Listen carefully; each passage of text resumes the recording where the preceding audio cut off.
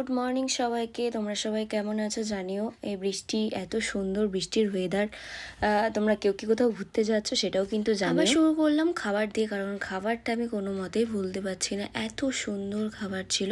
তো খাবার দাবার খাওয়ার পর আমরা রেস্ট নিয়ে নেমে গেছিলাম পুলে, সেটা আগের ভিডিওতেই তোমরা দেখেছো। বাচ্চাদের তারপর বাচ্চাদের পুলেও মানে শনটাই অনেকটা ছোট হয়ে যাচ্ছিলো, তাই জন্য ওকে কোলে করে নিয়েই নামানো হয়েছিল।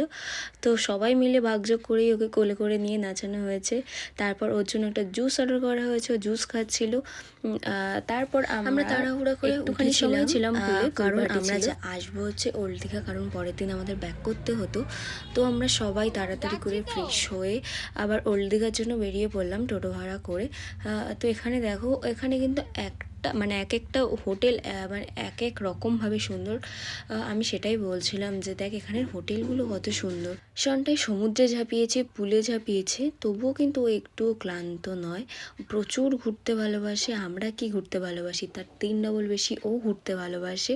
এইটুকু বাচ্চা সারাটা বাস নেচেছে, একটু ঘুমিয়েছে, খেয়েছে, আবার উঠেছে, আবার নেচেছে।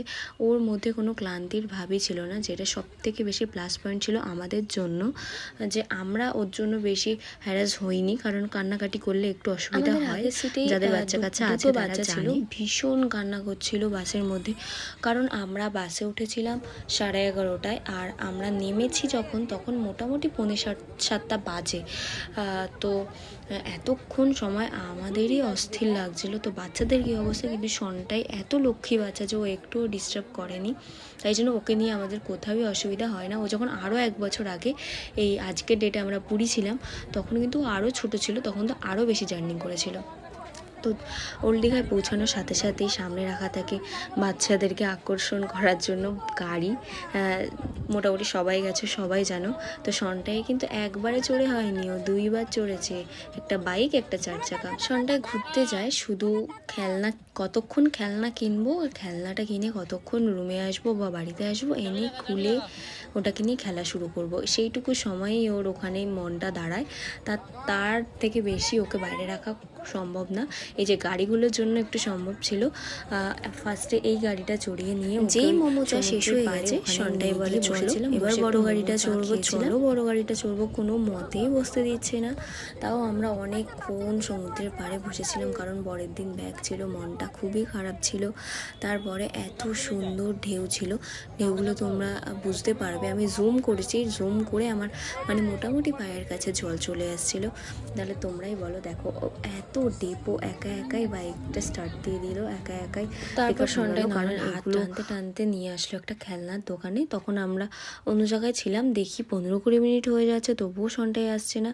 তারপর ফোন করে জানতে পারলাম যে ও একটা খেলনার দোকানে টেনে দাঁড় করিয়েছে। আমরা সেখানে গেলাম, মোটামুটি আধা ঘন্টা ওই দাদাটাকে খাটানোর পর ওর লাস্ট পর্যন্ত একটা খেলনা পছন্দ হলো। তোমরা এখানে ঢেউগুলো দেখো। আমরা পরের দিন জানতে পেরেছি যে সেদিন অমাবস্যা ছিল, তাই জন্য এত পরিমাণে বড় বড় ঢেউ আসছিল, মোটামুটি পায়ের কাছে।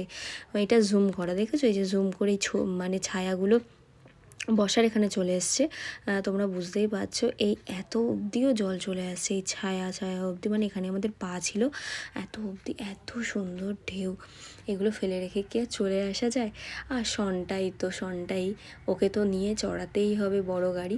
তারপর আমরা ওখান থেকে চলে এসে ওর বড় গাড়ি চড়ছিল, সেই ক্লিপটা নেওয়া হয়নি। তারপর ওখান থেকে বেরিয়ে আমরা এই দীঘার জগন্নাথ মন্দির দর্শন করতে করতে, এখন এটা উদ্বোধন হয়নি, জানি না কবে উদ্বোধন হবে, কিন্তু নেক্সট টাইম যখন যাবো নিশ্চয়ই হয়ে যাবে, তখন নিশ্চয়ই যাবো। কেনাকাটা করিনি। এই অবধিই ছিল আমার সেকেন্ড ডের লাস্ট মিনি ব্লগ।